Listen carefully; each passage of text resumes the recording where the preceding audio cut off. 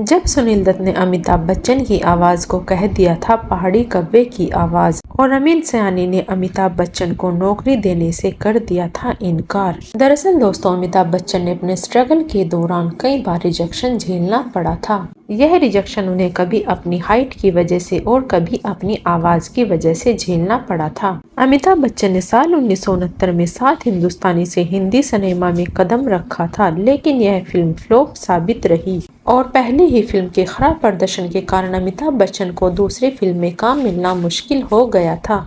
और कहा जाता है तत्कालीन प्रधानमंत्री इंदिरा गांधी जी की सिफारिश सुनील दत्त के पास पहुंची कि वह अमिताभ बच्चन को अपनी फिल्म में कास्ट करे। दरअसल प्रधानमंत्री इंदिरा गांधी अमिताभ बच्चन की मां तेजी बच्चन और सुनील दत्त की पत्नी नरगिस दत्त काफी अच्छी दोस्त थी। इसलिए इंदिरा गांधी जी ने नरगिस को एक पत्र लिखकर अमिताभ बच्चन को अपनी फिल्म में कास्ट करने की सिफारिश की थी और नरगिस दत्त ने यह बात सुनील दत्त को बताई कि फिल्म में किसी भी तरह बिग बी को कास्ट करना है। और इसके बाद सुनील दत्त अमिताभ बच्चन की मदद करने के लिए तैयार हो गए और उन्होंने अमिताभ बच्चन को फिल्म में कास्ट करने का इरादा कर लिया। और जब सुनील दत्त ने अमिताभ बच्चन की आवाज पहली बार सुनी तो कहा जाता है उन्होंने माथा पकड़ लिया और उन्होंने कहा था इस पहाड़ी कव्वे की आवाज का क्या करूं। इस बात का खुलासा प्रोड्यूसर आकाश दीपसागर ने एक इंटरव्यू में किया था। साल 1969 में अमिताभ बच्चन ने 7 हिंदुस्तानी फिल्म से डेब्यू किया था और इस फिल्म के प्रोड्यूसर थे मनमोहन साबिर, जो कि आकाश दीपसागर के पिता थे। आकाश दीपसागर ने लहरी राइटरों को दिए इंटरव्यू में बताया जब उनके पिता मनमोहन साबिर 7 हिंदुस्तानी बना रहे थे और सुनील दत्त ने उनसे कुछ रीलें मांगी क्योंकि उन्होंने अमिताभ बच्चन के बारे में सुना था जिसे वह रेशमा और शेरा में दूसरे हीरो के रूप में लेना चाहते थे।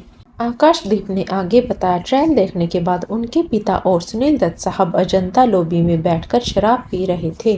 तब सुनील दत्त बोले, मनमोहन ये लड़का तो दमदार है पर पहाड़ी कव्वे की आवाज का क्या करूं यार। इसके बाद सुनील दत्त ने फिल्म में अमिताभ बच्चन को रोल तो दिया लेकिन उन्हें गूंगे का रोल दिया। दोस्तों, अमिताभ बच्चन को उनकी भारी भरकम आवाज की वजह से ऑल इंडिया रेडियो ने रिजेक्ट कर दिया था। एक्टर बनने से पहले अमिताभ बच्चन रेडियो प्रेजेंटर बनना चाहते थे और उन्होंने ऑल इंडिया रेडियो में नौकरी पाने की कई बार कोशिश की और उस वक्त के जाने माने शो बिनाका गीतमाला के प्रेजेंटर अमीन सयानी ने अमिताभ बच्चन को नौकरी नहीं दी थी।